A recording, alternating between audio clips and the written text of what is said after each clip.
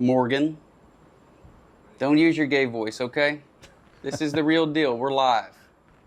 Cameraman, you ready? All right, let's get started. What do you want to talk about? You go. Where? You pick the topic.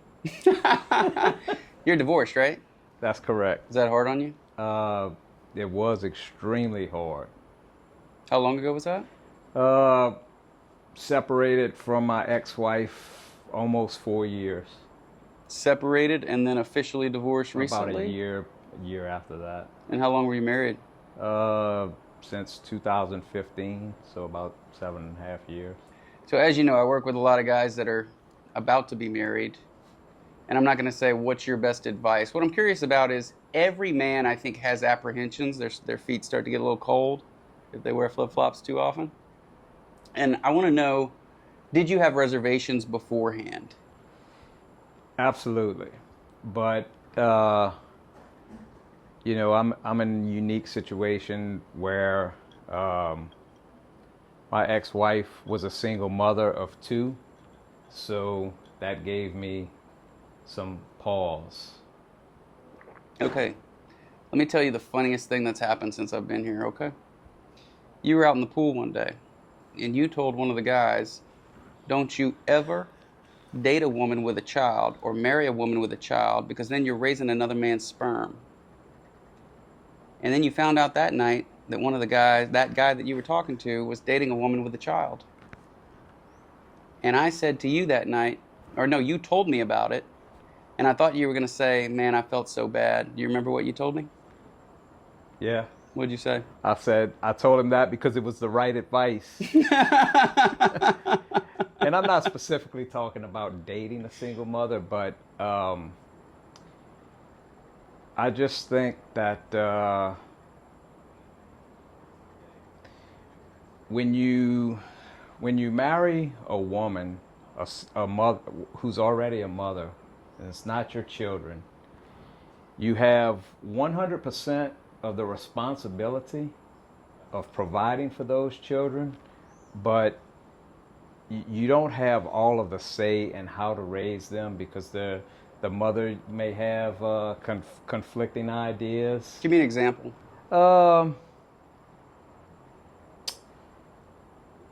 Let's say, you know, I do some yard work, cut the grass. I have 3 acres. It's a lot to maintain. South Louisiana heat's really pretty brutal. And, you know, tell my stepson, come outside and help me rake up some of these grass clippings. Oh, no, I don't feel like doing that. No, we're going to go do that. And then here comes mom to the rescue. Oh, no, it's too hot. But I've been outside for 2.5 hours about to drop a heat stroke. But little Nico, we can't send him out into the heat. That would just be inhumane. So it's things like that, kind of always second guessing or undermining. But y'all don't talk about that? Like, hey, I need to have some authority here. Please respect my authority. Well, you know, I tried. As I told you, there can only be one king of the castle. And, you know I may not be a easy person to get along with. And tell me about it. And I definitely made my mistakes in my relationship. And I accept at least 51% of the fault. And it's probably quite a bit higher, but it's difficult. It's really difficult to be in a relationship, and as these young children start getting older and a little bit more rebellious, you know, and they stay in their rooms all the time, it's pretty hard to keep that relationship going or improve it. And having your own biological child talk back to you isn't fun, but when you have a rebellious stepchild, it's even a harder pill to swallow. I'll give you another example because this was really one of the things that drove a serious wedge between my ex-wife and I. I work a job where I have to wake up at, I have to be at work for 4:30 a.m. So What, are you waking up at 3:40? something like that. Jesus, every day. Yeah, well, when on days that I work. So one night, 2 o'clock in the morning, I start smelling smoke. And I'm like, what the hell is going on here? Is the house on fire? Do I have to get everyone out? Walk out the bedroom and I hear pots and pans in the kitchen. I'm like, what is going on? And it was my stepdaughter, who I had never really taught to cook, but she's almost burning down the house trying to make a grilled cheese at 2 a.m. Like, the kitchen has been closed. In my mind, the kitchen has been closed. So you hang the towel over the faucet in the kitchen sink. That's a sign the kitchen is closed. Did she know about that No, rule? I'm just joking. Lots of people in the South have that as a, if they put the top, after the dishes are done after supper, you drape the towel over the faucet, and that's a wrap. You've heard of that, cameraman? What? I've never heard that in my life. So, If I'm hungry, I'm eating. well, I don't give a shit if stepdad put a towel over the faucet, dude. I'm hungry.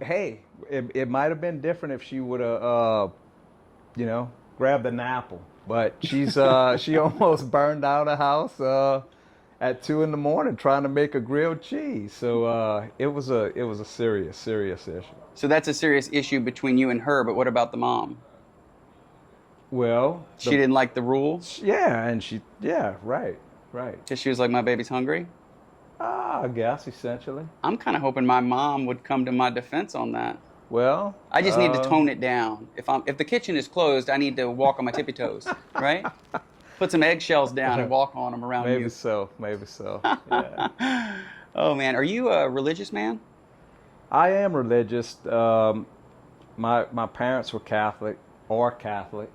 I attended Catholic school half of my life, kindergarten through 5th, and then switched to a public school from 6th through my sophomore year, and then switched back to go back to a Catholic school my junior and senior year. So you've been through all the sacraments? I have. You ever go to confession? A lot of people think that's weird, like that we go in and talk to a priest one-on-one like that and share all our secrets. Have you been to confession? Yeah, I've been to confession. Have you been to confession? Have you Not in a received long all the time. sacraments? I haven't. So I left Catholic school in 8th grade, so I was not confirmed, and my wife is not Catholic, so I didn't feel the need to go through all the classes. So we had what do I call it? A Mexican-American wedding with religious influence is how I labeled it. Okay. Yeah. I've struggled with my faith. I was an altar boy. I used to go to Mass twice a week, once at school, once on the weekend, and that probably went on until my first or second year of college. And,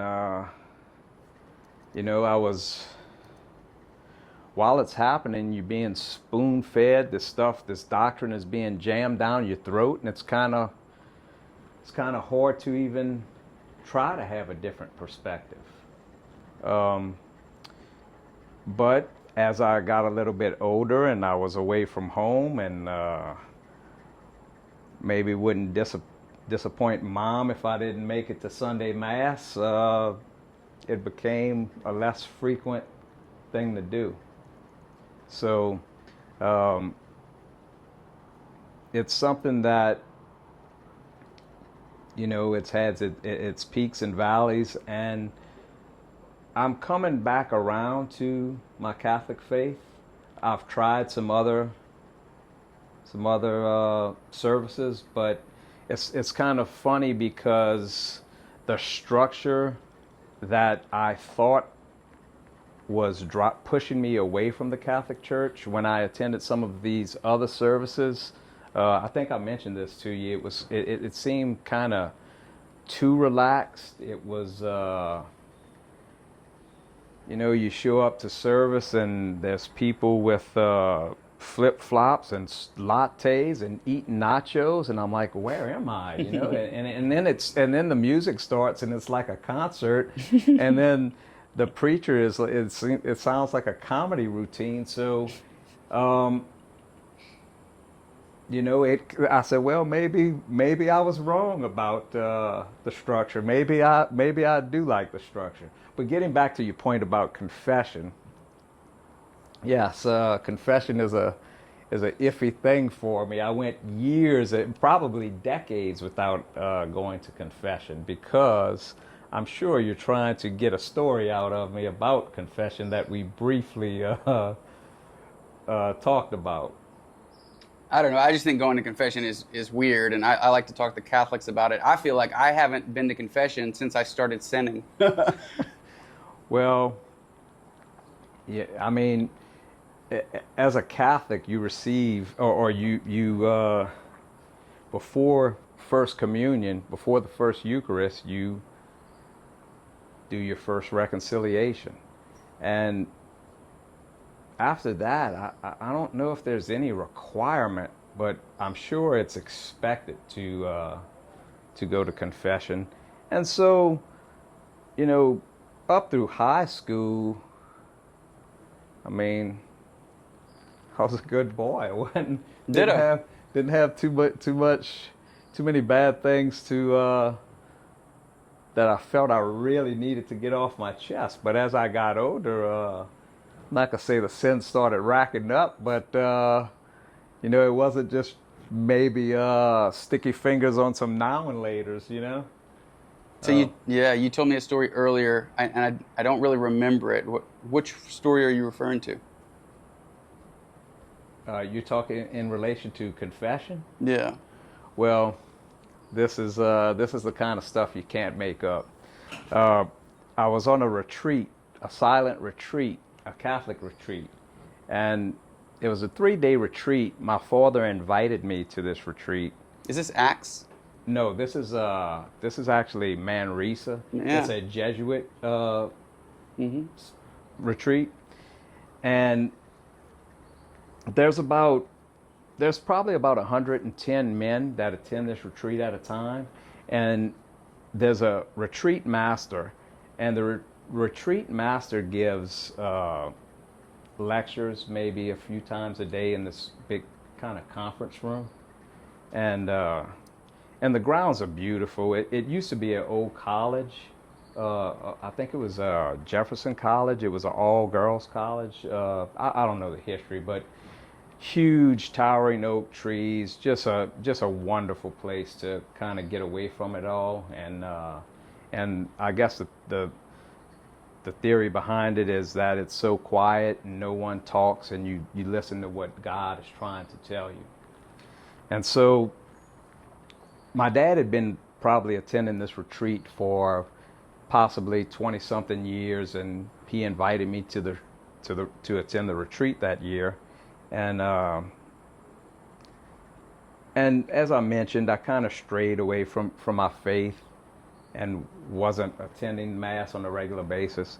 So anyway, during this retreat, last day of the retreat, I'm just not feeling it, and out of desperation, I said maybe I need confession. So the way this works is the retreat master has visiting times for spiritual counsel or reconciliation or whatever, I guess, retreatants would like to discuss with the priest. And you have to sign up, maybe a little 15-minute block. Well, this was the last day. Retreat was almost over. They had, it was the final talk of the retreat, and they had somebody penciled in for a session with the priest right after the retreat. So I said, well, maybe I can sneak in before this other guy's appointment and do a quick confession. Mm-hmm. So that's what I did. After the priest finished his talk, I kind of was, And most of these guys are really old. You know, these guys are not. They're not too spry. So maybe after the lecture, they may sit and ponder and meditate on what the priest just finished talking about. But so being one of the younger people, I kind of jumped up out of my seat and just kind of made a run for the, to talk to the priest. So I asked him if he could hear my confession. And he said, sure, come on in. So I started my confession.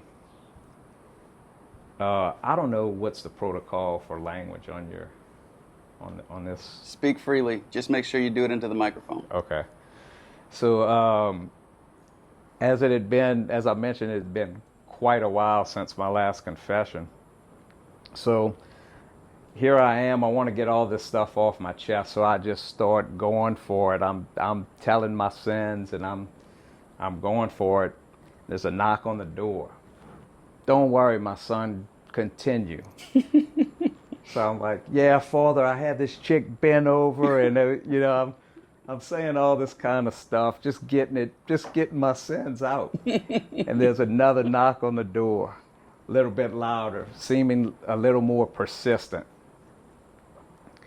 And he's like, don't worry about it, my son, continue. And here I am. I mean, I'm just going for it. Yeah, Father, this one time we were so tangled up, I thought we were going to get locked up like a couple of dogs. And finally the guy just busted. He's like, Father, you're mic'd up. You're mic'd up. So I'm giving a public confession. And that's the kind of shit. It's like, does God have a sense of humor? Does he never want me to go to confession again? I felt like that was my free pass to never go to confession again. Why do things like that happen? I don't know, but it's got to be a reason. Like maybe you sharing that story, maybe it'll go viral because everybody's gonna love it. So the thing about it was that, as I mentioned, my dad was attending this retreat. So then I was just filled with anxiety. It was like, well, is my dad still sitting down out there? How sensitive was the microphone? Was it so loud that he could distinguish my voice? Like, so all of these thoughts were just going through my head, and I could not take it. Yeah, I would have just asked him. Well, yeah, so that's what I decided to do. What a mistake. And so I couldn't take it anymore, so I pulled him aside. I said, Dad, could you tell that was me? And he sounded like Scooby-Doo. He was like, that was you? I said, oh my goodness.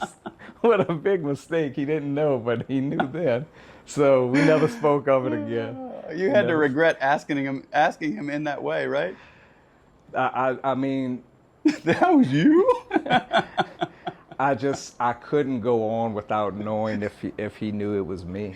Could you tell that was me? Yeah. So, I mean, after that point, I was like, lifetime exemption from confession. Can anybody out there blame me? But so if I do go to confession after all these years, the first thing I'm going to do is, are you wearing a mic? Make sure he's not mic'd up. You wouldn't think that would be something you would have to worry about, but I mean, you may as well have gone to the front of the church after the homily and okay, so I had this chick bent over. Yeah, that's right. So that's the way that went down. But actually, it was actually I think 2 or 3 years ago at another Manresa retreat, I actually did decide to go to confession again. And I actually attended retreat this past, a few months ago actually, and I actually made another confession, and I actually told the priest that story, and he thought it was pretty entertaining. And he also told me, that's why I don't wear a lapel mic. Why would you even do that? So, yeah. That's some pretty comical stuff. If it didn't happen to you, I could see how It'd be how you funny. think it's pretty damn funny. Yep. Oh Yep. man. So you cashed in your lifetime free pass. You wanted to go back to confession. Well, as you mentioned, I was divorced, and it wasn't an easy process to go through, and I definitely did some things that I wasn't proud of, and uh, look, I'll just say that I don't believe that there has to be a middleman to for God to forgive you. I truly don't. I think if you are sorry in your heart, then you are forgiven. But It's cathartic though for some another human to hear it, right? well, and being raised That way. being raised that way, I just kind of I don't think it could ever get any worse than that first time, you know? That's true. I can't. So, Yeah, I can't imagine so anything I had worse. some things to get off my chest, and you know, it was going from having. I have a son who is now 7. Angelo is 7 years old, and when his mom and I parted ways, it was really hard to console him because he wanted his mom all the time, and I was just thrust into uh, roles that I didn't really do on a regular basis. For example, his mom would bathe him every night. Maybe I had bathed him 4 or 5 times. It was like something that mom would do, and just like such a sudden break where lives are changed, and he didn't understand it, and I could not console him. It was not easy, and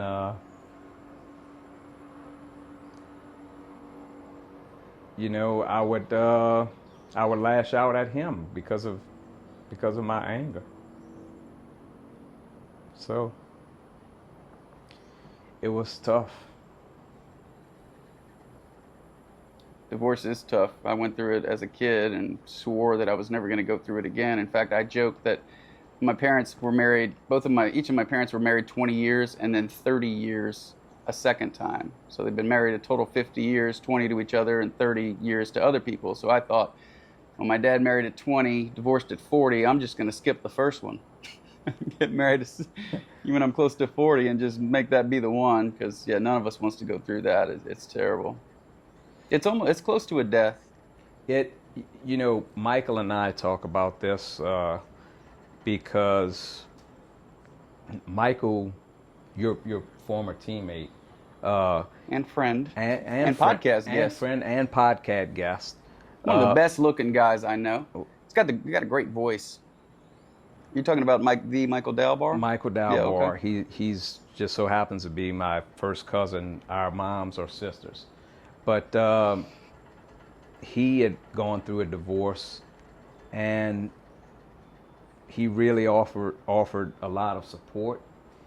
And you know, I talked to him about this pretty recently because my family, I think, was tried to be there for me, but for me personally, my divorce was the second hardest thing I've ever gone through in my life. And I don't think the average person can understand, even begin to understand the emotional toll, the havoc that it wreaks, the pain,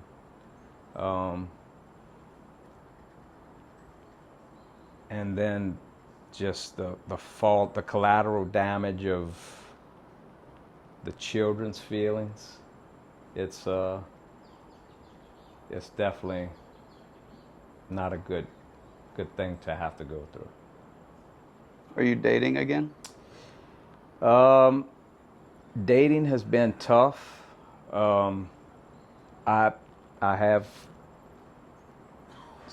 I've dated a couple of women for a couple of months at a time. Dating meeting people is a challenge for me because of my work schedule and my schedule keeping my son. Like every day that I get off of work, as soon as I get off of work, like an hour later, my son comes with me, and then he's with me on my days off, and the night before I go to work the next day, which I have to wake up at 3:40 a.m. So getting out. I think he just said the same time I said exactly. Yeah, because that's what time I get up. Is that the time your alarm is set? I wake up at 3:40 a.m. How about that? So it's hard to go out and try to meet people traditionally because I don't have a lot of time for myself, and I don't really trust myself to go out to traditional places that serve alcohol because I might get carried away, and 3:40 a.m. comes pretty early. Yeah. So it's been challenging, and in addition to that, it has taken me a long time to truly heal, but I'm really things are really improving these last several months. I'm really kind of snapping out of it, and it's taken me a lot longer than I anticipated. Yeah. Has this retreat helped you at all? Yeah, this retreat, I've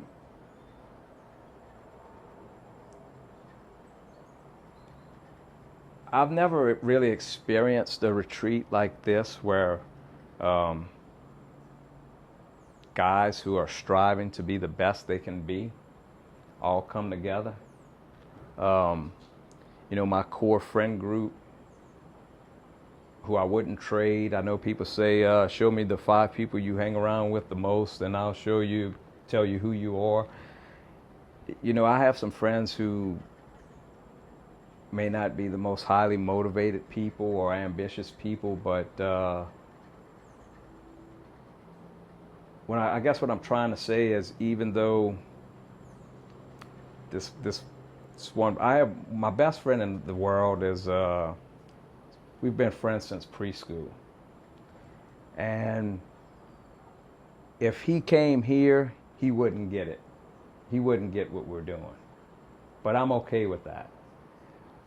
But when you put me in this scenario with guys who are trying to elevate, level up, be the best they can be, it's infectious, and you want to surround yourself with more people like that'll bring you up. Definitely. So thanks for having me on this, because I know I'm not, one of the usual guys that you work with a lot. So I appreciate the invite. That's true. Well, you're welcome. I appreciate you being here. You've made excellent contributions, because despite the fact that he looks 36, he is 39? Yeah, 39 and a half. Dude's 50 years old. I told my wife, and she says, well, make sure you come home with his skin routine. I said, where are you from? I'm from the dirty South, Donaldsonville, Louisiana is where I was raised. That's right. I couldn't remember if you were from Plaquemine or Donaldsonville. I said he's from Donaldsonville, Louisiana. They probably don't even have Ultas there. Like, he doesn't have a skincare routine. He's just lucky. Well, regarding the handsome baby face, I guess I am. Well, a lot of guys after divorces, they go Asian. You thinking about that? Wouldn't want to rule it out. What is it about an Asian?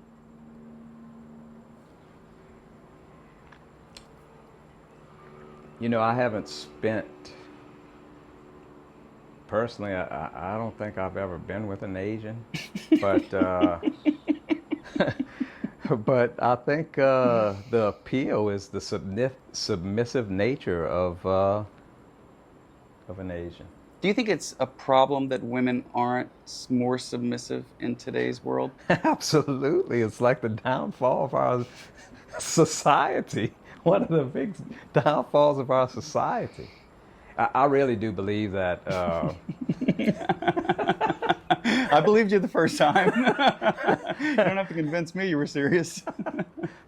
Well, I just think that I just think that when you I don't want to come off as chauvinistic, but I think a child benefits the most with a mother at home, and when you have the woman's movement who trying to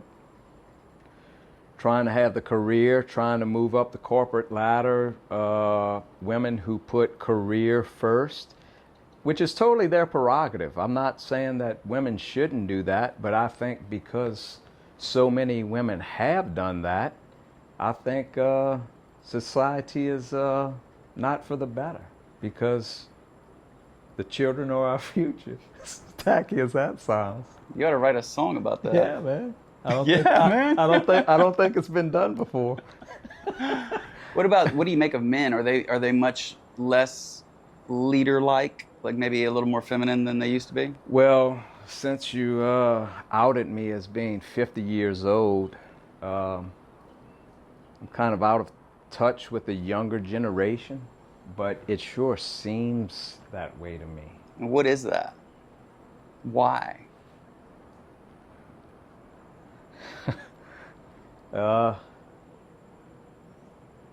Maybe it's a spin-off of kind of the flip side of what we were just talking about the feminist movement.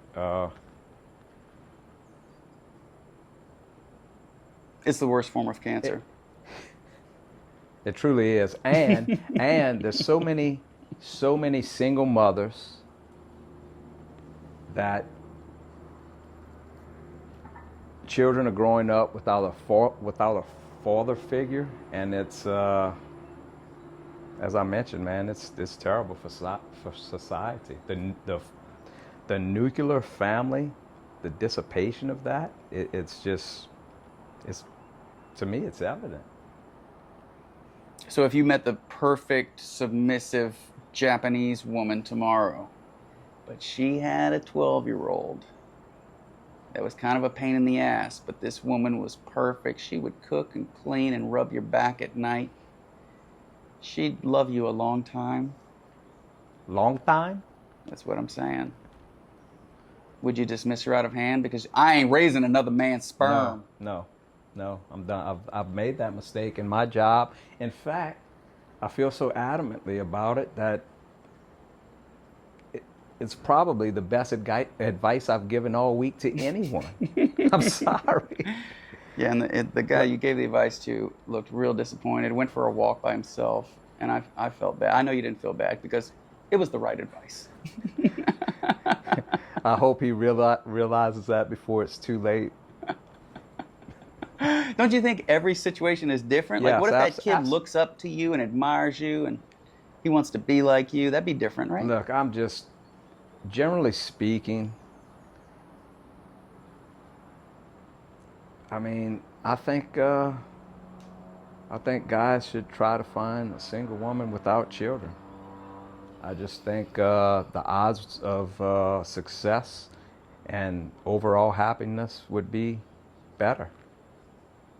So you'll have to go young then. It's a good thing you held on to your youthful appearance, because you ain't going to find two women your age or even 10 years younger who don't have a child. That's true, and I just finished having that conversation with Michael. Another problem why I'm not actively dating is that the women who I would consider appropriate age for my interest, or probably come with baggage. Don't we all? the kind of baggage that I'm not going through again. What about a nice little Tika from here? Would you take her back to the States and marry her?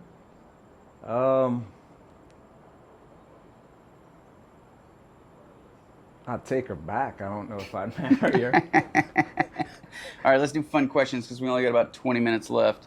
If you could create a new holiday that celebrates a unique aspect of human nature, what would it be?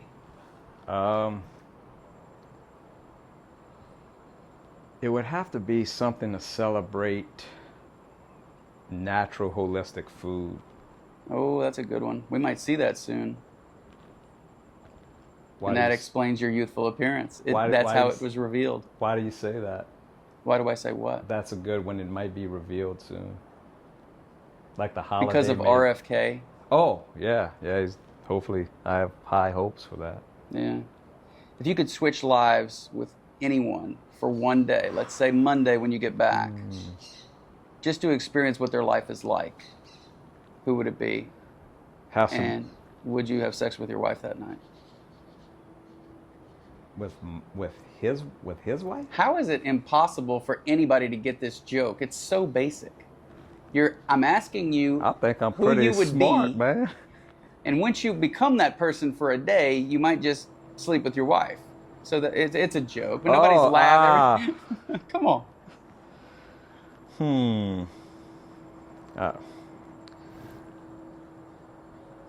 Drawing a blank because now I'm trying to think of a woman. Well, you want to draw blanks that night. I'm always drawing blanks these days, pal. You look young, but... All right, you want to move on? Sure. All right. Is there a book that's most impacted your life? Oh man, I wish I had a cheat sheet for these. Or had read a book? What a dick. Let's say the Bible.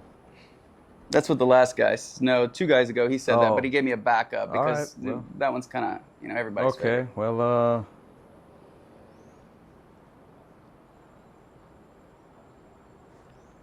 one that I read recently, The Greatest Salesman in the World.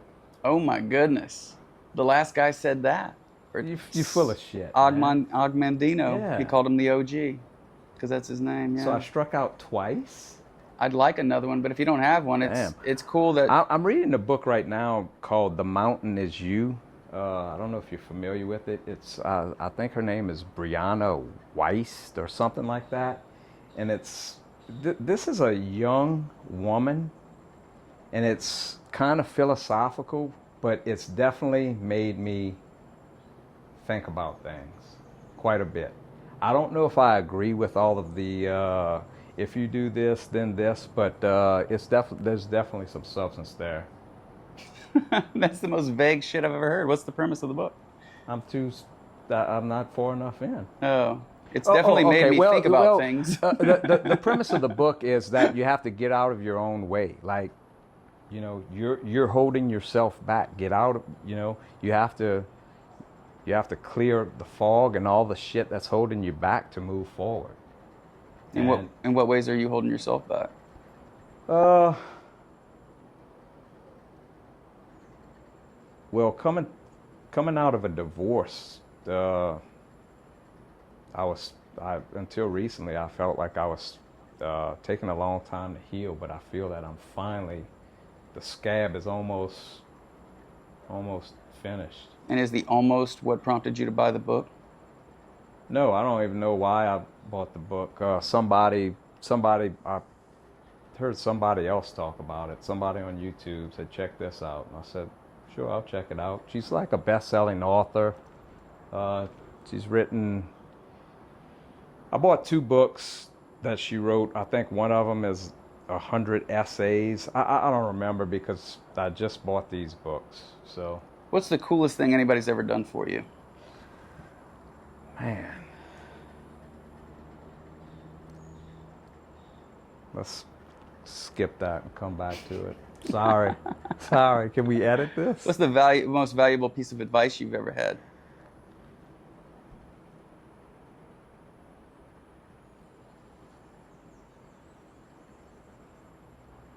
While you're thinking, something interesting that happened between you and I. You asked me the other night, you said that I was observational, very observational, and you wanted to know what was your biggest weakness. And do you remember what I told you? You asked me what I thought my biggest weakness was. Well, that's what came later. But I said to you, first of all, I was flattered you asked, I guess because I'm coach and the host of the retreat, and maybe you heard that I'm observational, or maybe you saw me observing people, I don't know. But I told you that if you had a glaring weakness, because I thought about it for Yes. like 30 seconds, and I'm like, yeah, I got nothing. So, but if you had a glaring weakness, the fact that I couldn't think of anything means it's not glaring.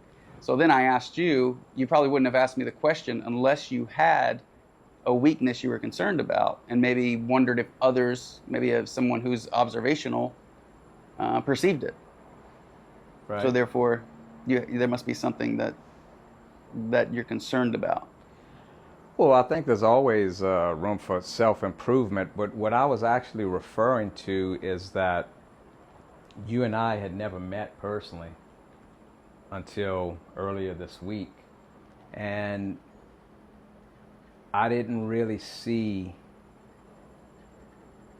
the side of you interacting with these guys the first 2 days we met, through going through the travel, you know, the airport and that kind of stuff. And I guess it was, I guess I was trying to compliment you because I didn't realize how deep you were. Thank you. So I take it as a compliment. yeah, so that's because when I got to this house and I saw the way you interacted with these guys and the impact that you've had on these guys and the relationships that you have, how close you guys are, and how freely you can speak, maybe give advice. I didn't necessarily see that aspect of you during the first 2 days. So I'm not going to say I felt like you were holding something back, but I didn't realize that you had it in you. No, that's interesting. I do think we're different people in different environments. And yeah, I do have a special relationship with these guys. As I've said, I've spent 500 hours on the phone with some of these guys, and I've never met them. So it's very exciting to meet them. And yeah, it makes sense that you could tell that we've had a lot of candid discussion leading up to this. So it's interesting to get your observations, being someone who hasn't interacted with me much. And I appreciate you saying that, because if I had a goal, if I had to set a goal, I would think it would be to achieve what you're talking about, where people believe that they can speak freely and trust that I'm going to keep it confidential if that's what they request, and give the best advice that I can. So thank you for saying that. Yeah. That's huge. Yeah, man. Thank you. All right, let's continue with fun questions. So I don't like this, man. if Donald Trump asked you for your best advice, if he invited you to the Oval Office and said, Morgan, give me your best advice, what would you tell him? Man, I don't want to be put on a special list. I'd tell Donald to keep up the good work, and and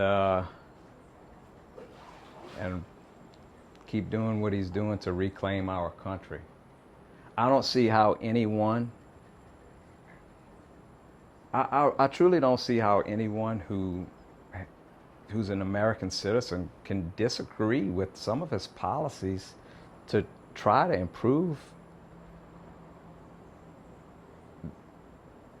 the United States' position in the global environment. I mean, I just don't get what's so bad about Donald Trump. I think he has the best interests of this country in mind.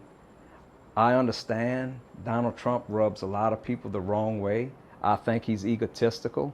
I think he could definitely be more polished, but I think that that's what resonates with a lot of people. They're tired of the bullshit in D.C., man. Nothing's getting done. And I mean, I feel that if Donald Trump would have lost this past election, that I don't know if another Republican would ever. It would be the end of a two-party democracy in the United States. the way the previous administration was bringing in millions upon millions of thugs, murderers, criminals, and implanting them in the middle of the night in swing states to try to be able to swing the elections blue, is just, I mean, I feel like he saved this country. And so, yeah, I would tell him to keep up the good work. How about flying in millions of people? I think they only flew in like 350,000 or something. Well, once they were here, they were flown across, or bust to get to strategic demographic locations to try to flip the vote. Yeah, and we know about 350,000 were flown in, and then probably 10 to 20 million more were crossing on foot. But what do you think about them having to give each of them due process when they just flew millions of people in? Are we supposed to hold a trial for each one of them, or? Absolute horse shit. They're not citizens of the United States. They don't deserve the same rights as a United States citizen. These people, I mean, how preposterous that the previous administration welcomed these people in with open arms, while meanwhile countries in Central America are emptying their prisons with the worst offenders, worst people of their country, and sending them here. Why wouldn't you? Can you blame them? I don't blame them, but to say that they deserve due process, but before being deported, that's a terrible policy. And I don't look. I'm not a huge political guy. I don't understand how one judge can stop the will of the president of the United States. I think that guy just got shot down by the Supreme Court. I think that's what somebody just told me. So, well, what you're talking about, all these people who don't like what Donald Trump is doing, do you think that ties into what you were saying earlier about the lack of father figure and the disrespect for men and the feminization of men? Do you think that they're so turned off by him because things had gone so sideways in that regard with the nuclear family and everything? I think I don't want to be too polarizing, more so than I already have, but I lost my train of thought on that. What did you say? Can you rephrase that about the nuclear family? I lost my train of thought too. No.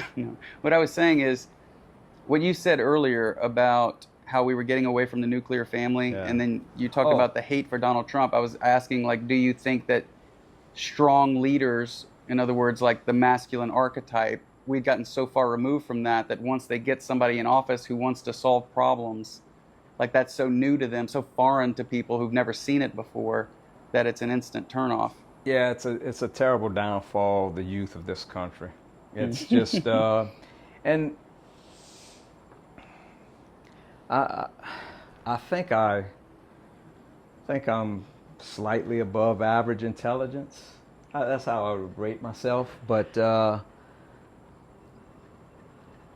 think people are too influenced by the media, too indoctrinated from a young age to learn how to think for themselves.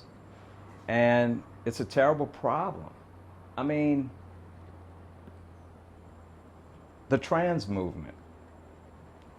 How many people are truly trans? How many people in their brain were truly trans before somebody told them it was the cool thing to do? 0.02% of the population? You think TikTok has something to do with that? You think the Chinese are infiltrating? Quite possibly. I mean, TikTok, I've always been opposed to social media and have only lately come around to the idea of being open to social media. But TikTok, as it began as a dance app, I thought it was ridiculous. But since then, the evolution of TikTok, now it is tremendous. There is tremendous business opportunity on TikTok. So I think TikTok is making millionaires, and I think it's really contributing to the U.S. economy. But so in that regard, I think there are benefits to TikTok, but I think TikTok should have been shut down before we got to this point. But now that I see that there are actual benefits for United States citizens as a way to make money on TikTok as an entrepreneur, I think it can be a beneficial thing, but I think it should have been yanked long before we got to this point. What's the best quality a girlfriend or wife could have?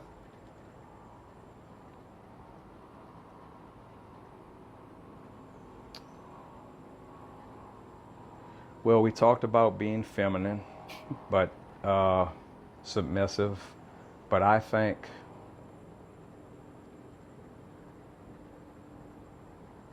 a genuine desire to want to help others.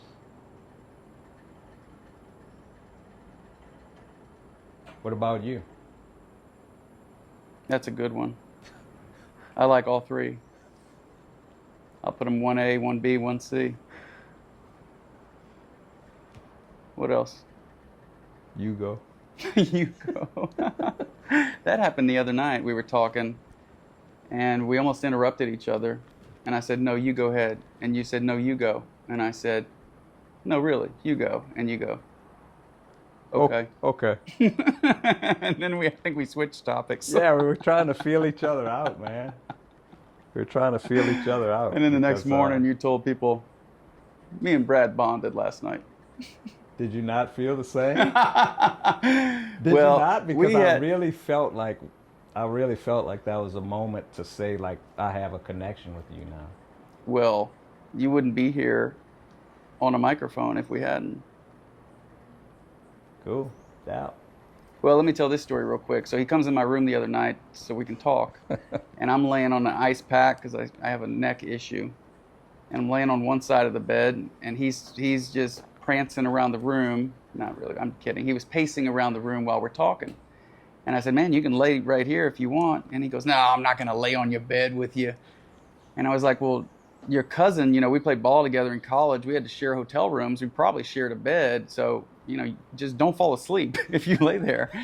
And then he was like, oh, can you imagine if I fell asleep and you guys come down in the morning, go on retreat in Costa Rica the first morning?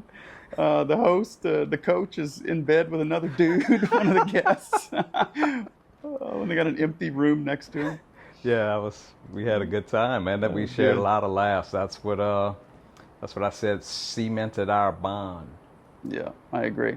All right, let's go on that sunset hike at the Mirador. You want to? Sounds great. Thanks for doing this. Yeah, man. Appreciate it. If somebody wanted to contact you, how would they do it?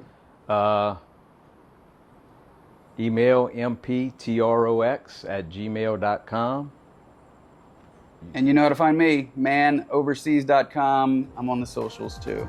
Thank y'all for tuning in. If you enjoyed this episode, send it to a buddy. Just copy the link and text it to him or something. And we'll catch you next time. Thank you, folks.